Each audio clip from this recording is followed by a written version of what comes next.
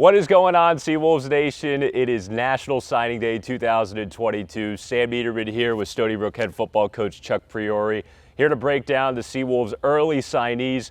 Coach, great to see you. Exciting day for the program. It is, and Sam, I appreciate you being here and doing this. Absolutely. Looking forward to digging into our next wave of prospects. Let's start with the star quarterback, Charlie McKee, staying home on Long Island. He comes from Oceanside High School. One of the best Nassau County quarterbacks in a long time. He finishes his career with 8,900 passing yards, 94 touchdowns, the New York Gatorade Player of the Year. How good of a quarterback are you getting in Charlie McKee? Yeah, we're getting a great person to start off with. 4-year starter. That's not easy to come by, and we really were appreciative of how he went through this process. He wanted to be a hometown hero. We gave him an opportunity. I think it was a good match, and I think we're getting a kid that certainly loves the game, prepares correctly, and you already went through his talent on the field. He's also kind of a dual threat quarterback when you look at what he did this season. 2,100 yards through the air, 28 passing touchdowns, 700 rushing yards, and 17 rushing touchdowns. How dynamic is he with his dual threat ability? Yeah, I think they used him correctly at Oceanside. Comes from a real good, well-coached program. Took advantage of his talents. Yeah, I think, the biggest thing is, can quarterback extend plays? And then in those crucial situations, can they get you the end zone? Are they a good red zone option when you fake the ball inside and keep it on the perimeter? So I think he can handle those things very well at the next level. He's also a Long Island kid. We have multiple Long Island recruits in this class. How valuable is it to get those types of prospects to stay home? We need to keep the best prospects that fit our needs on that given year, because we don't always have enough scholarships to keep them all here, but that fit our needs here. And I think with the Gatorade Player of the Year and the qualities he brings as a person, as a student athlete, we're real excited. You also get an offensive lineman in this early signee class. Sam Houston comes over from LIU, player who started his career at Rutgers, big kid at 6'4". We're excited about Sam. Once again, as you articulated, has the Rutgers experience, was trained and coached there, played a season at Post, has his COVID year available, and we have a need, and he was looking for some place to go, and we hit it off well. And he brings the experience, he brings the leadership, he brings game time experience, and he'll be here in about 3 weeks, and he'll join us for spring football.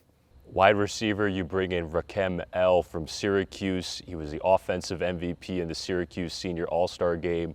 5'9", that nice kind of slot receiver that can do a lot of different things on offense. And he came to our camp this summer, and we got our eyes on him live, and we were real excited about his ability to get in and out of cuts. His got above average route running ability, knowledge of the game, and very good hands. And then he went back to his senior year and really had a great senior year. All our young kids, and he's a freshman, struggled with the COVID year. Some played very little, preparation, no weight room. But so I really believe the upside to him is outstanding. On special teams, you bring in Clayton, an Australian punter, who actually comes from the same kicking academy as Mitch Wright, Pro Kick Australia. He's an experienced punter, 6 years in the AFL, Australian Football League. That's got to be an exciting prospect. Yeah, it is. We've had a lot of success with what Mitch was able to bring to the table as a threat. Being able to kick left with his left foot at times, be able to roll left and kick with his right foot, be able to rugby punt on the move, and be able to traditional punt also.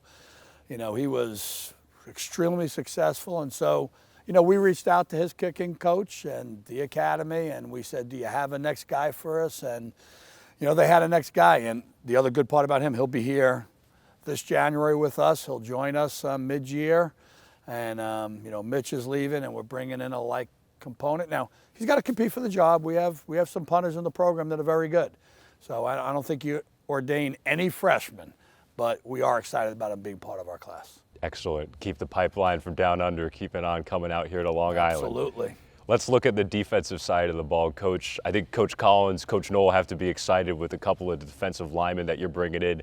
That starts with Taylor Balesta, another LIU transfer who's coming off an excellent season, led the team in sacks and tackles for loss. How good of a playmaker are you getting in Taylor Balesta? I think someone special. We recruited him coming out of high school, and we didn't take him. And, you say, well, why are you taking him this time? Well, we have college film of him now. And honestly, I think he developed over those 2 years. And, he's weight trained. He's very focused on what he does. And he's a great person, done a great job in the classroom. And I think he brings the intangible as well as the statistics you put there. And it brings in game experience. And once again, another kid that can be here mid-year. How valuable is it to bring in players who have college experience? A lot of these early signees already have college under their belt. Yeah, we've seen college recruiting change. There's a COVID part that has changed. We have 11 six-year kids coming back. So they've taken a lot of the freshman scholarship opportunities. As you will see, we didn't sign a ton of freshmen. We have a few more that we will get maybe in the next day or two or in the next few weeks. But we didn't have a ton of freshman scholarships. And then with the transfer portal and with your ability to be able to see kids play college football and put themselves out there, we've got to do our homework that way. And so, it is something that helps with the evaluation process. You get a new true freshman on the D-line as well. That's Vincent Ritelli, who comes over from Comac, two-time All-League selection with the Comac Cougars, another local prospect to add up front. Yeah, he might have been our first offer in April in Culver, to be honest with you. He had the dimensions, and we really thought he was athletic. And I think we offered him, early in April of his junior year. And, we didn't really see them playing as juniors, but we thought he had the talent from a sophomore film, which is impressive. Wow. And he didn't disappoint us when he played senior. He committed this summer. He stuck by his word, and we watched his senior tape, and I think it was as impressive as his earlier tapes. And the body's different today. Mm-hmm. The weight training of the last 2 years, the development as a leader on the field. He's 15 minutes away from our campus, and I think it's a great win for him and his family, and it's a great win for Stony Brook. From a technical standpoint, what's his best attribute? Is it pad level? Is it hands? What kind of jumped out on you when you looked at the tape? Well, you can't coach that size. I mean, right. He's going to come in at 6'4"-ish, 240, 250 pounds. You can't coach that. He does use that well, and there's an interesting combination of athleticism that goes along with that size. So we're hoping he's going to be able to rush the passer. When you have that length, you cause problems with the offensive tackle. So we hope that ends up being a thing. We think he can run things down from behind, and we think he's a hard worker. So all those things will add up to success. Moving to linebacker, DeAndre Cruz comes in, a transfer from the College of San Mateo in California. Interesting, he's from Guam, the first ever student athlete to come through your program from Guam to play football here at Stony Brook, Coach. How cool is that, and then what are we getting in DeAndre? Not only is it that, he's the first Guam football player to ever receive a Division I scholarship. Wow. And I learned that they have 7 or 8 teams that play there. And he was a Guam running back who came over to the States because he wanted to continue his career. And, he's worked hard to find this opportunity. And, San Mateo was a semifinal team in California for the California Championship, plays on a quality program. He fought some early year injuries, and I do believe that's what made him available to us, that he didn't have the whole season, and runs really well. He's he's a kid that's going to just be, I think, somebody that continues to develop. Once again, terrific family, but he's been by himself. He's already done the go away from school thing, so we don't worry about that. And I think he really, as you articulated, being from somewhere else and being on his own and dream of getting an athletic scholarship, I think he will earn it in different ways because it was something that he had to have to continue a college education. That is incredible. How did you find him in Guam initially? Well, you know, we didn't. We found him, once again, not to mislead the audience here. You know, we went out in the fall during our break, and he was at San Mateo. We liked him, his film. We looked at him, and then we found out he was from Guam. We found out he was a running back, which we liked because, you know, athletic linebacker is what you look for. Right. You know, he's got the right dimensions. He's got enough height. He's got enough weight to him. He's going to be a 230-pound kid when he's able to eat a full meal and not have to fend for himself all the time. And honestly, he came up on as a visit, and his qualities and his the non-things that are football related were off the charts. Yeah. Off the charts. Wow, wow. Well, we're looking forward to meeting DeAndre and having him a part of our program. You also get Anthony Farelli, another linebacker, another two-way player who comes in from Carlsbad, California, that's in the San Diego area. Here's another exciting prospect who's athletic and will be able to contribute at linebacker. Yeah, and he's, you know, he'll be a true freshman, so he'll join us in the with the 22 class. You know, we've been fortunate enough to have a good relationship with Carlsbad, their head coach. He's been at another school or two. We've had his players here. They've always been very successful. Noah McGinty, who was a 3-year starter for us at Mike linebacker, was from Carlsbad, played the same position Anthony played. So we got a phone call this past summer from Coach Mack out there. He said, I think I got another one for you. And we've done our homework. They did their homework as a family. His dad played at Rhode Island, grew up in Rhode Island, so there was an East Coast connection there. And I think we're getting a terrific athlete, as you articulated. He played both sides of the ball on a team that went into the state semifinals down in San Diego area and Southern California area. And good student, good family, and we're real excited. Excellent. How big is that when you're able to get a player who's played multiple positions or multiple sports in high school, kind of an era of specialization? A lot of these prospects have played not just football, but everything from lacrosse to swimming. If you look at a Sam Houston, offensive linebacker, they have extensive backgrounds in sports, not just football. Yeah, I think that makes well-rounded, and you said the specialization today. I get it, but I do believe when these young men have the chance to play both sides of the ball, it allows us as college coaches to look at them, but it also allows them to develop different talents. You know, he's not going to be a running back here, but that ability to understand the game from a different perspective helps his linebacker play. When you play other sports growing up, whether it be soccer and stuff, I think they're great, and I encourage the young kids to do that. Let's look at our DBs, Coach. You bring in a few new players in the secondary here, starting with Shamar Lazarus, comes over from UConn, transfer from UConn, and a player who played at Erasmus Hall in Brooklyn here in New York when he was in high school. Yeah, we've had players from Erasmus Hall, and you know, he was somebody that we looked at coming out of high school and offered him, and he ended up at UConn. And you know, we're excited about, you know, a couple things about him. He does bring Division I experience to us.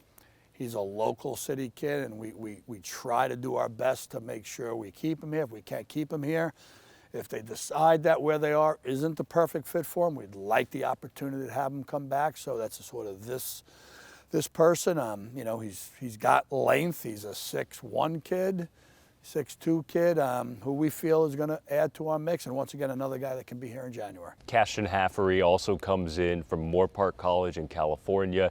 Here's a kid who's really fast, has the speed. What else does he bring to the table? Really focused individual. Finished his AA last spring. With COVID, they didn't play. Stayed on this fall and finished that. Comes from a military background family, moved around a lot. So once again, he grew up in Tennessee. He's lived at different areas throughout his life. Parents right now are in Seattle. He's in California. Very good football player, has very good instincts on film. You know, was one of those guys, when I met him for the first time, I said, we have to have this person in our program. Good football player, no doubt. If not, we wouldn't be recruiting him, but we wanted this person in our program. And I think he fits what Stony Brook is. You mentioned the character, and you've mentioned it for a handful of players, not just Cashton, but in your time here at Stony Brook, going on 16 years now, how have you been able to find the fit, to find the mold of not only the player, but the type of people that you want in your program here? You know, we don't just look at one thing, to be honest with you, Sam. I think you've got to be able to look at the person and find out what challenges that person had and how those things you could help them with. I think I'm a big believer that we're educators, and, you know, outside of finding the football ability, which we need to do, I want to find a kid that wants to get an education. I want to find a kid that wants to be part of the culture of Long Island. I want to find a kid that honestly will fit in with our other kids in the program. And there's going to be bumps in the road. We talk about that all the time when, you know, you bring a kid in from the West Coast to the East Coast. They're going to be a tad of homesick. There'll be a tad of other things, or, you know, but I do believe we built a culture here that accepts everybody and anybody. And we have a diverse program, not only by our boundaries of where kids come from, but by how people look and personalities they bring to the table. And that excites me that we have that type of program. There's no really better sport to be able to learn about others and go through things with others than football, what you say, with the team aspect. Yeah, I mean, it's the ultimate team sport, as we know, and it basically mirrors life. Everything we do mirrors life, and I was a lacrosse coach. Right. Okay, I love basketball and watching it. I was a baseball player growing up, so I think they're all great sports, and I think every one of them builds the character to be successful. Football, just there's a lot of you. There's a lot that contribute to the final product. It's never just about the head coach or the quarterback, even though everybody out there in the audience thinks it's about it. It's about your team and your culture, and I think we have it here. Well said. Noah Rodriguez, another defensive back, College of San Mateo, another experienced player added to the program. Yeah, that'll be our third kid in the last couple of years we got from College of San Mateo. And McKee Allen, who's our starting weak safety, is from Cruz's and Rodriguez's school. So once again, I think to get that kind of pipeline, if we can continue that, we know we're getting a kid that's well coached, coming from a successful junior college. And, you know, it's interesting. There was a point at Stony Brook where junior college was very, very much a way that we succeeded. I could go back to our, you know, earlier days in the Big South in 9, 10, 11. We had 20 to 22 junior college kids in our program from California. You know, with COVID and them having another year, and we're able to get kids, we went back out there and actively did it, and I think it's shown by bringing, you know, some guys in, and there's some more guys in the pipeline that we can go after, but good football player. He's an interesting product because I think he can play multiple positions in our back end. He's not just, I can do this. He's got ability, he's rangy, he's physical, he can run. Once again, I think his dad's a high school football coach, comes from a great family, and I think it can build us to be a successful program. We'll round it up with Walensky Nicholas, who comes from Brooklyn, James Madison High School. What are you getting in Walensky? I say his name backwards all the time, so good job. Yes, sir. He's like, Walensky Nicholas, but yeah, I mean, might be one of the better athletes we're taking in this class. When you talk about, we had him on our camp. We asked him to line up at linebacker. We asked him to line up at corner. We asked him to line up at safety, and was able to perform all those things at camp athletically. Played wide receiver in high school. Once again, a local product. He's long. It reminds me a lot of when we took Gavin Heslop, to be honest with you. When we took Gavin, it was a long athlete that we thought could do different things, and Gavin played 3 positions before he settled into boundary corner. People won't remember that, but he did.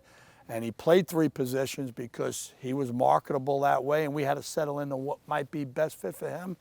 I think Walensky gives us that type of person on the football field.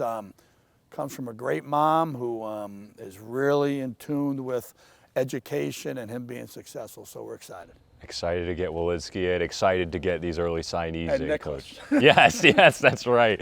If you're watching, Walensky, we'll definitely make sure we keep that one going for the rest of the way. Coach, so great to see you. Thank you for taking the time, and congratulations on a great batch of early signees here at Stony Brook. Appreciate you and what you do, and Merry Christmas, Happy Holidays to everybody out there. All righty. We will see you on the next time. Stony Brook football coverage continues here on Long Island. Early signing day 2022. For Coach Chuck Priore, I'm Sam Neidermann. Have a great holiday season, and we'll talk to you soon.